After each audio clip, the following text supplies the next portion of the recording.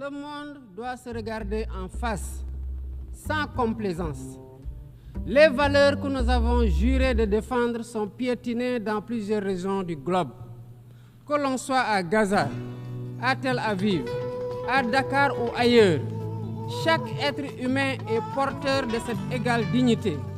Une dignité qui transcende les frontières, les cultures et les appartenances religieuses. C'est notre devoir à tous de veiller à ce que cette dignité soit protégée et respectée pour chaque être humain sans exception. ci la ñu ne dinañu ñëw ànd ak équipe am ñëw xool situation tey loolu lañ def ànd ak équipe waa ONAS parce que ñun en tant que conseil municipal bu maire ñu yàgg a wax ne lii du domaine de compétence donc comme moo tax tey ñu dem au delà maire dem ci nga xam ne ñoom jàpp nañu ne mooy seen compétence parce que tout ce qui est assainissement au niveau du Sénégal ONAS moo ko jeex donc ci kaw loolu lañ daje waa ONAS ñu ñëw tey envoyé seen équipe pour ñu woy leen point yi nga xam ne moo am problème au niveau de Dakar une solution. Jamais les fondements des Nations Unies n'ont autant vacillé qu'en ces temps de violence et de peur et d'incertitude. Si nous voulons éloigner le spectre de la guerre et œuvrer à l'avènement d'un monde meilleur, alors il est temps de changer les paradigmes. Il est temps de remettre l'humain au centre de l'agenda international, comme nous y invite le thème de cette session. Monsieur le Président, Mesdames, Messieurs, nous ne voulons plus fermer les yeux sur la tragédie qui se déroule dans le Sahel. Des groupes terroristes sèment la terreur, pillent, tuent les populations civiles innocentes. Cette région, autrefois stable, est désormais en proie à une violence quotidienne, tandis que les Nations Unies, particulièrement le Conseil de sécurité, restent trop souvent inertes. De même, nous ne pouvons pas accepter que le Sahel devienne le théâtre de rivalités de puissances étrangères dont les affrontements ne font qu'aggraver la déstabilisation de la région.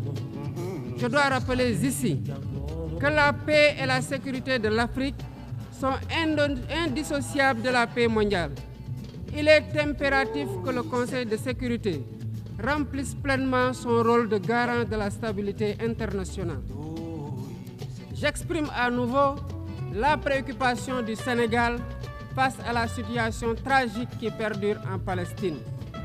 Des générations entières y ont grandi sous l'ombre de l'oppression, privées de leur droit fondamental à un État viable. Le Sénégal, en tant que président du Comité pour l'exercice des droits inaliénables du peuple palestinien, appelle à un cessez-le-feu immédiat et durable.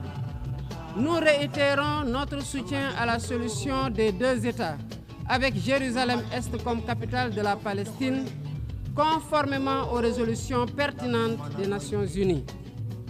Cette guerre qui n'épargne ni femmes, ni enfants, ni infrastructures vitales est une plaie ouverte sur la conscience internationale. Il est impératif que le droit international humanitaire soit rétabli dans toutes les zones de conflit et que les Nations Unies jouent pleinement leur rôle de médiateur et de garant de la paix. Mesdames et messieurs, la paix n'est pas seulement l'absence de guerre. La paix, c'est aussi la possibilité pour chaque être humain de vivre dans la dignité, de se nourrir, de se loger, de s'éduquer et de recevoir des soins.